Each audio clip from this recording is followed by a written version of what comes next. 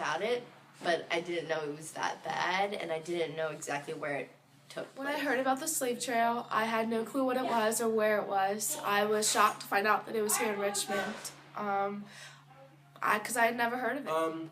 Before the field trip, I had no idea what the slave trail was.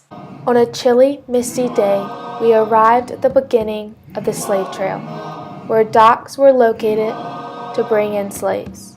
There, we discovered our first informational sign. After reading, we started down a path overgrown with brush and ivy. Along the way, we stopped at many signs, which told us about Richmond's slave history. One of the signs showed a picture of how packed the ships were that the slaves arrived on. Shoulder to shoulder, these slaves would stay for months during the voyage here. Several ships so full there wasn't enough room to completely lay down. Although the history we were learning about on this trail is gruesome, the path itself is beautiful, with the trees changing colors and the path following the James River the whole way. We come to a clearing where we walk by a busy bridge and continue our trip on a gravel path, passing by southern states. We make it to the canal where we stop to look at a box, the same size as the box Henry Brown in the dark stayed in for 27 hours to his freedom. As we walk in Shockoe Bottom, we pass a couple of old slave auction houses, now converted to either businesses or apartments.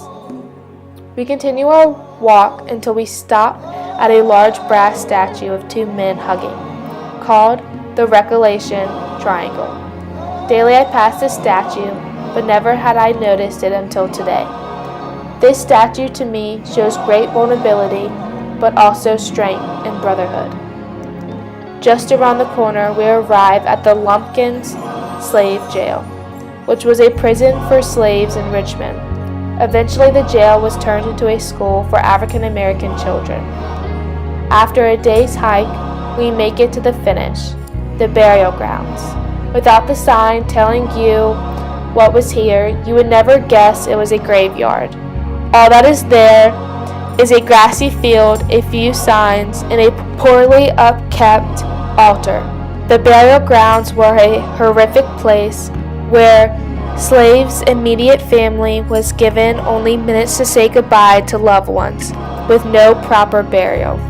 However, we were given a piece of paper at arrival with the name of a deceased slave, and took turns hanging them on 2 trees, giving the deceased at least some kind of recognition they deserved.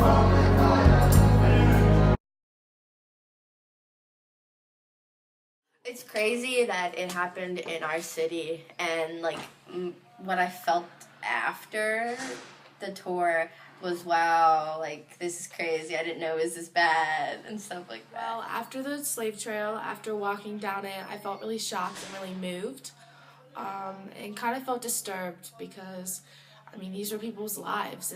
Was a reality back then, so it was kind of mind-blowing. Because I went on it last year, I didn't really think much of the slave trail. It's kind of just like, wow, I'm really tired, hungry, and cold. But I guess looking back on it now, it's kind of really sad that we live in a city where, maybe not sad, but like weird, makes me feel kind of funky, like that real people that were enslaved kind of took that same trail. I think that Richmond should put more money into it and actually show it better. I think that the actual slave trail itself was really nice. However, I feel that the slave burial ground Richmond could improve on. I think that we should try to make it look really nice, that people can honor the slaves that were buried there. The slave trail was kind of subpar, to be honest. It wasn't like that great. Like I don't think Richmond did it justice. But at the same time, it's like a slave trail. I don't really know what there is that they could have done to make it better.